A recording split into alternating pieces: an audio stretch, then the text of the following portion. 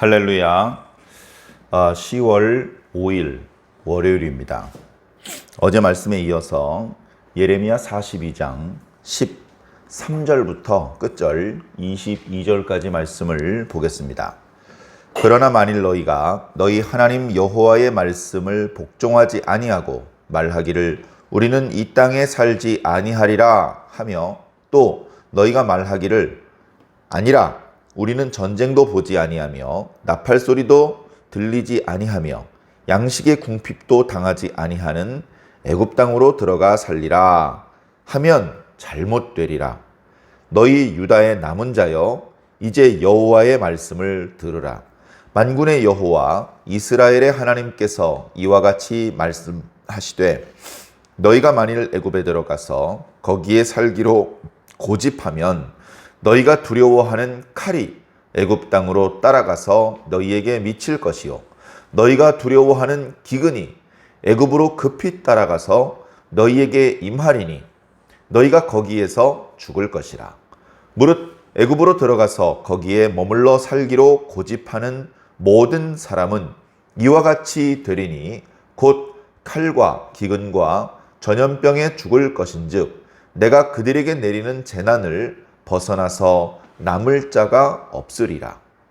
만군의 여호와 이스라엘의 하나님께서 이와 같이 말씀하시되 나의 노여움과 분을 예루살렘 주민에게 부은 것 같이 너희가 애굽에 이를 때에 나의 분을 너희에게 부으리니 너희가 가증함과 놀램과 저주와 치욕거리가 될 것이라. 너희가 다시는 이 땅을 보지 못하리라 하시도다. 유다의 남은 자들아, 여호와께서 너희를 두고 하신 말씀에 너희는 애굽으로 가지 말라 하셨고 나도 오늘 너희에게 경고한 것을 너희는 분명히 알라. 너희가 나를 너희 하나님 여호와께 보내며 이르기를 우리를 위하여 우리 하나님 여호와께 기도하고 우리 하나님 여호와께서 말씀하신 대로 우리에게 전하라. 우리가 그대로 행하리라 하여 너희 마음을 속였느니라. 너희 하나님 여호와께서 나를 보내사 너희에게 명하신 말씀을 내가 오늘 너희에게 전하였어도 너희가 너희 하나님 여호와의 목소리를 도무지 순종하지 아니하였은즉 너희가 가서 머물려고 하는 곳에서 칼과 기근과 전염병에 죽을 줄 분명히 알지니라. 아멘.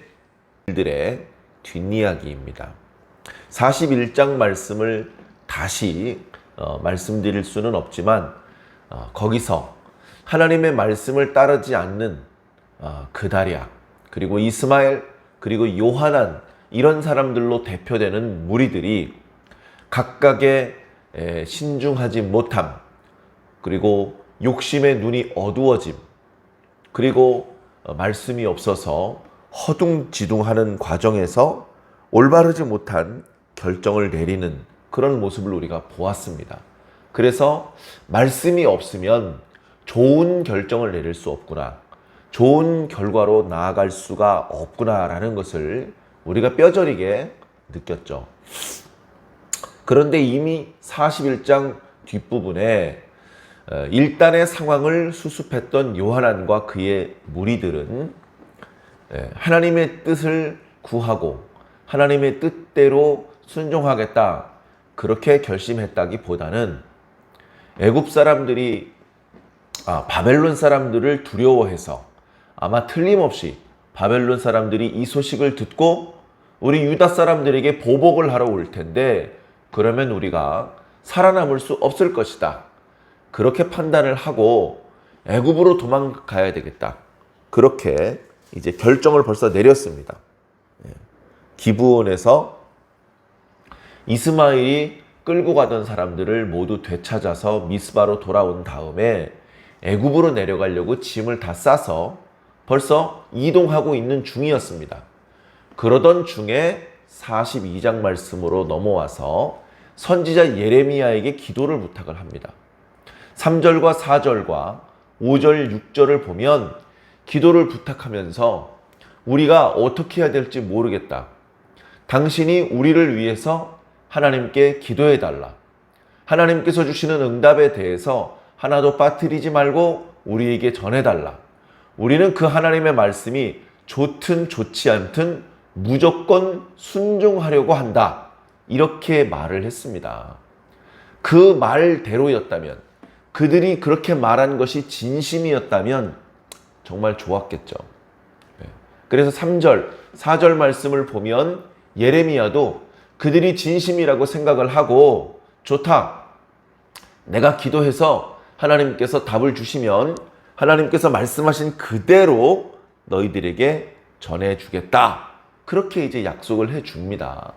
근데 거기서도요, 2절부터 쭉 내려오는 말씀을 보면 요한안의 무리들이 예레미야에게 말할 때 이렇게 말합니다. 당신은 당신의 하나님께 기도하소서. 여호와 하나님이 요한안의 하나님은 아닌 것이죠. 그냥 예레미야의 하나님일 뿐인 것이죠. 그러니까 얘기를 합니다. 당신은 당신의 하나님 여호와께 기도하소서. 이렇게 얘기를 합니다. 그러니까 4절에 예레미야가 너희의 하나님이다. 나 예레미야 개인의 하나님이 아니고 너 요한안과 너희 모든 유다 사람들의 하나님이기도 하신 분이다. 왜 하나님을 오직 나의 하나님인 것처럼 떠밀어서 너희들의 하나님은 아닌 것처럼 생각하느냐. 나도 하나님을 위해서 기도하지만 너희도 하나님께 기도할 수 있다. 네. 그렇게 이제 이야기를 하는 것이죠. 그런데도 불구하고 5절에 계속해서 당신은 당신의 하나님께 기도하소서. 6절에 우리 하나님 여호와라고 표현하기도 하지만 우리가 이미 알고 있듯이 그들은 이미 41장에 정말로 하나님의 분부에 따라서 움직이려는 것이 아니라 무조건 애굽으로 이사를 할 그런 결심을 하고 있는 것입니다. 그런 그들의 속내를 숨긴 채 예레미야에게 기도를 부탁했던 것이죠. 7절에 보니까 열흘 후에 예레미야가 기도를 마치고 사람들을 불러 모읍니다. 그리고 얘기를 합니다. 여러분들이 저에게 어떻게 처신하면 좋을지에 대하여 하나님 여호와께 기도하라고 하셨죠. 하나님께서 말씀을 주셨으니 잘 들으십시오. 그렇게 얘기를 합니다. 그래 10절, 11절, 12절 말씀은 복종할 경우에 하나님께 복종, 그러니까 하나님의 뜻은 분명하다는 겁니다. 그 하나님의 뜻대로 하는 것은 복종이고 그 하나님의 뜻대로 하지 않는 것은 복종하지 않는 겁니다. 그 하나님의 뜻은 뭐냐? 유다인들이 유다 땅에 머물러 살라는 것입니다. 너희들이 하나님께 복종하여 유다 땅에 머물러 살려고 한다면 내가 다시는 너희들에게 재난을 내리지 않겠다. 너희들을 세우고 헐지 않겠다. 너희들을 심고 뽑지 않겠다. 바벨론 사람들 두려워할 필요가 없다. 내가 너희들을 구원해낼 것이다. 내가 너희를 불쌍히 여기는데 바벨론 사람도 너희를 불쌍히 여기게 만들 것이다. 이제 그렇게 말씀하시는 것이 12절까지의 말씀이었습니다. 이어지는 오늘 읽었던 13절 이하의 말씀은 복종하지 않을 경우에 해당되는 말씀입니다. 너희들이 복종하지 않고 애굽으로 내려가서 살겠다고 한다면 모든 것은 잘못될 것이다. 잘못된다는 말씀의 구체적인 내용은 15, 16, 17절에 있죠. 18절까지. 그런데 아마 13절 이하에 예레미야 선지자의 말씀을 들었던 요한안과 그의 무리들은 깜짝 놀랐을 것입니다.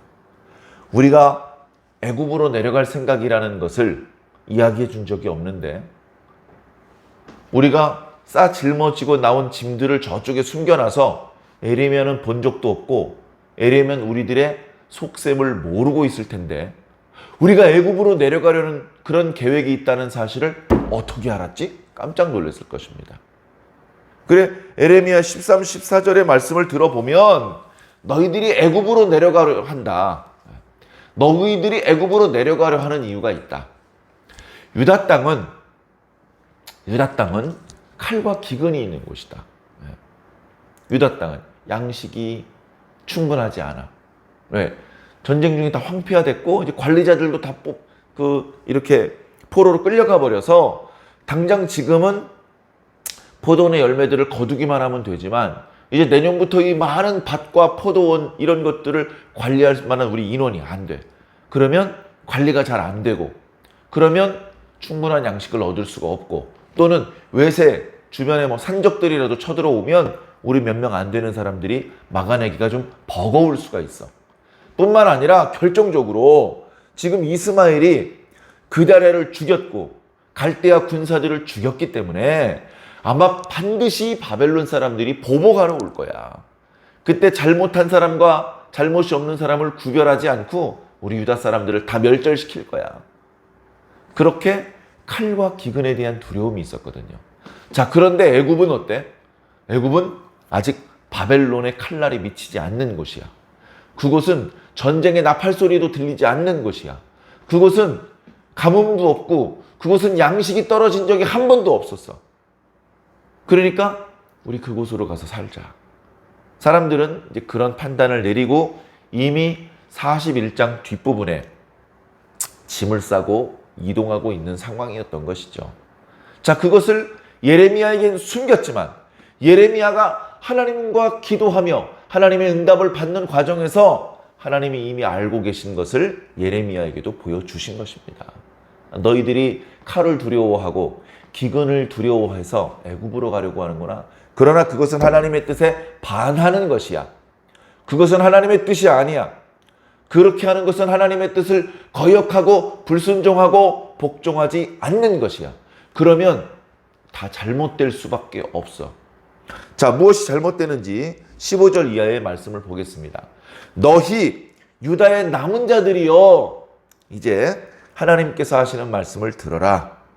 너희들이 만일 애굽으로 들어가서 거기에서 살기로 고집을 피운다면, 자, 벌써 말씀이요. 네. 너희들이 거기서 살려고 자꾸 고집을 피운다면 이건 뭡니까? 너희들 애굽으로 내려가려고 마음먹은 걸 다 알고 있다. 내가 예레미야를 통해서 이 메시지를 전해 주어도 너희는 계속해서 애굽으로 가자고 할 거라는 것을 알고 있다. 자꾸 그런 식으로 고집을 피우면 이 말씀을 듣고도 너희들의 뜻을 돌이키지 않으면 이런 뜻입니다. 그렇게 하면 16절에 너희가 두려워하는 칼 있지? 그거 피해서 애굽으로 가는 거잖아. 근데 애굽까지 그 칼이 따라 들어갈 거야. 너희들 기근이 무서워서 애굽으로 들어간다고 했지? 근데 그 기근이 애굽까지 급하게 따라 들어갈 거야. 너희가 거기서도 칼과 기근을 만나게 될 것이고 그 하나님께서 보내시는 재난에 살아남을 자가 없을 거야. 제명에 살지 못하고 칼과 기근 때문에 절명하게 될 것이라는 그런 저주의 재앙의 말씀이죠. 그래서 17절 결론입니다. 무릇 애굽으로 들어가서 거기에서 머물러 살기로 고집하는 모든 사람은 애굽으로 내려간다면 이와 같이 되리니 곧 칼과 기근과 전염병에 죽을 것이고 이 재난을 피할 수가 없을 것이다. 18절 말씀은 이런 겁니다. 얼마 전에 예루살렘 함락됐지. 예루살렘과 유다의 하나님의 재앙이 쏟아졌잖아. 근데 그 재앙이 하나님의 말씀에 불순종하는 사람들한테 쏟아졌거든. 그 하나님의 말씀에 불순종하는 사람한테 쏟으셨던 그 재앙을 애굽에 가서 살려는 사람한테 또 쏟으실 거야. 그러면 너희가 얼마 전에 유다 사람들이 그랬던 것처럼 너희들도 놀림과 저주거리가 될 거야. 그래도 애굽에 내려갈 거니? 자, 19절 유다의 남은 자들아, 여호와께서 너희를 두고 하신 말씀에 애굽으로 가지 말라고 하셨다. 하나님의 뜻이 뭔지 물어봤지? 애굽으로 안 내려가는 게 하나님의 뜻이야. 나 이거 분명히 얘기했다. 이 말입니다. 너희는 분명히 알라. 자, 20절 여기가 결정판입니다. 너희가 나를 너희 하나님 여호와께로 보내어 우리를 위하여 기도하고 하나님께서 말씀하신 대로 전하라. 우리가 그대로 행하리라 라고 말했지. 근데 그건 너희 마음을 속인 거였어. 열흘 전에 너희들이 나한테 기도를 부탁할 때는 내가 몰랐어. 근데 내가 기도하면서 하나님의 응답을 받고 보니까 너희들이 그렇게 말하는 것은 진심이 아니었어. 하나님의 말씀이 좋든 좋지 않든 우리가 순종하려고 합니다. 라는 말은 너희가 너희 마음을 속이는 그런 거짓된 표현이었어. 위선적인 표현이었어. 라고 그들의 속셈을 지적을 합니다. 21절 너희 하나님 여호와께서 나를 보내어서 너에게 명하신 말씀 내가 오늘 너희에게 전하였는데도 너희가 도무지 순종하지 않는구나. 너희가 가서 22절 머물려고 하는 곳에서 칼과 기근과 전염병에 죽을 줄을 분명히 알아이 이렇게 말씀하시는 겁니다. 근데 예레미야를 저는 이 말씀 읽으면서 예레미야 진짜 대단한 사람이다. 지금 예레미야는 고생도 많이 했고요. 체력도 많이 지냈을 겁니다. 그리고 어렸을 때 선지자의 사명이 시작됐지만 40년이 넘도록 하나님의 선지자로 일하는 과정에서 나이도 많이 들었을 겁니다. 잘 먹고 잘 쉬면서 그렇게 지내지도 못했고 도망다니고 숨어야 해야 되고 굶어야 되고 갇혀야 되고 미움을 받고 이런 어떤 고초를 당하면서 했기 때문에 건강 상태가 그렇게 좋지 못할 겁니다. 뿐만 아니라 지금 상황이 요한안의 무리들은 다수예요. 예레미야는 자기 혼자입니다. 물론 옆에 이제 바룩 서기관이라든가 몇 사람이 있겠지만 거의 혼자나 다름이 없습니다. 그리고 지금 이렇게 자기가 하는 예언의 내용, 기도하면서 하나님의 응답을 받다 보니까 요한안의 무리들이 애굽으로 가려고 하는구나. 내가 그들에게 기도 부탁을 받았을 때 몰랐는데 그들은 이미 애굽에 내려가려고 이미 마음의 결정을 내리고 그리고서 나한테 기도를 부탁한 거구나. 그래서 하나님께서 애굽으로 내려가는 너희들을 불쌍히 여기셔서 너희와 함께 하시고 너희를 지켜주실 것이고 너희에게 복을 주실 것이고 이런 축복과 위로의 말씀을 듣기를 원하는구나. 과거에 예루살렘에 시대마다 있었죠. 거짓 선지자들이 이렇게 안색을 살피고서 그 사람이 무슨 말을 듣고 싶어 하는지를 파악한 다음에 그 내용을 마치 선지자처럼 말해주면 사람들이 그렇게 좋아했습니다. 요한안이 예레미야에게 그렇게 해주기를 바라는 거였어요. 사실은 예레미야는 그런 선지자가 아닙니다. 예레미야는 하나님의 뜻을 명확히 응답을 받고 그걸 그냥 있는 그대로 선포하는 사람입니다.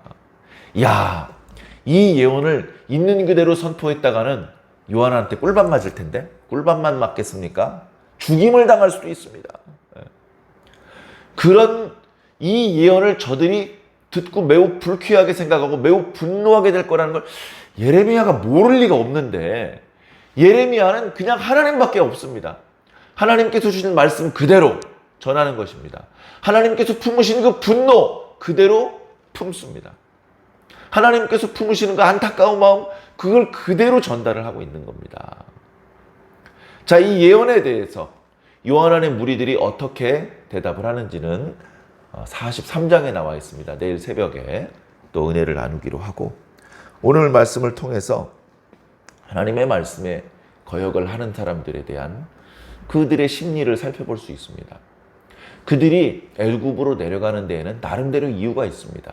그리고 이런 영적인 하나님의 뜻 이런 것을 빼고 생각한다면 합리적인 생각 같습니다. 요한안의 판단이 적절한 판단인 것 같아 보입니다. 하나님께서 괜찮다. 너희들이 남기로 해도 내가 너희를 도와줄 것이고 애굽으로 가기로 해도 내가 너희와 함께 할 것이다. 만약에 그렇게 하셨다면 애굽으로 가는 게 지혜로운 판단처럼 보입니다. 하나님의 명에 불순종하는 사람들이 대부분 이런 생각으로 불순종합니다. 왜 가룟 유다가 예수 그리스도를 팔아먹었습니까? 예수 그리스도를 파는 게 더 지혜롭고 더 유다의 독립에 기여하는 일인 것 같았습니다. 왜 대제사장들이 바리새인들이 예수님을 죽는데 내어주었습니까? 한 사람의 희생으로 모든 민족의 죽음을 예방하는 것이 더 하나님의 뜻인 것 같아 보였습니다. 하나님의 뜻을 가로막고 하나님의 뜻을 거부하고 하나님의 뜻을 외면하는 사람들은 다 그 나름대로의 매우 합리적이고 매우 타당해 보이는 이유들이 있습니다. 그런 이유들이 있기 때문에 더 거세게 하나님의 뜻을 부정하고 불순종하는 것입니다. 우리들이 가지고 있는 합리적인 생각을 뛰어넘는 하나님의 절대적인 주권, 하나님의 절대적인 지혜와 능력, 그것을 의지해야 됩니다. 그것이 없다면 할 수 없이 우리 나름대로의 지혜를 발휘해야 되고 우리 나름대로의 능력 범위 안에서 판단하고 실행을 해야 되겠죠.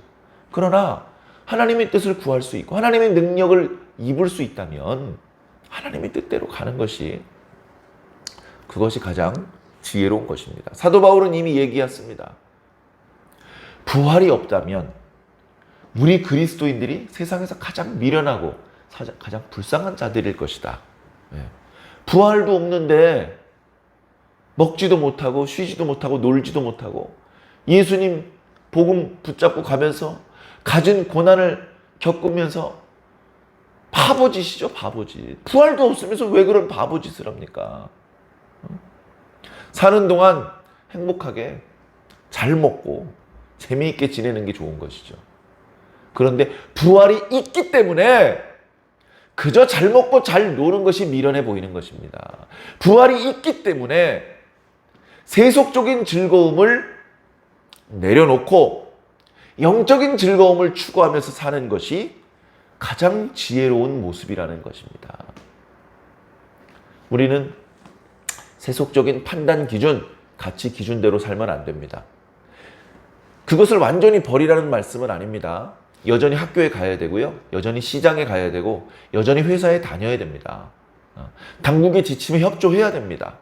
그러나 그렇게 세속적이고 합리적이면서 그런 마인드로 살면서 또 한편에 영적인 마인드가 망가지면 안 됩니다. 언제든지 하나님께서 세속적인 합리적인 그런 생각을 뛰어넘는 명령이 떨어지면 그 순간 우리는 세속적으로는 가장 불합리해 보이는 사람이 되어야 합니다. 세상 사람들이 볼 수 없는 것을 볼 수 있는 믿음의 눈을 가진 사람들이기 때문에 우리는 기름을 뒤집어 쓰고 불 속에라도 들어갈 수 있어야 합니다. 언제 바닷물이 자기 머리 위를 덮칠지 모르는데 홍해 속으로 뛰어 들어갈 수 있습니까? 하나님을 믿고 들어가는 겁니다. 하나님을 믿고 들어가는 겁니다. 하나님이 힘이 딸려가지고 힘들어. 야 빨리 지나가. 힘 떨어져.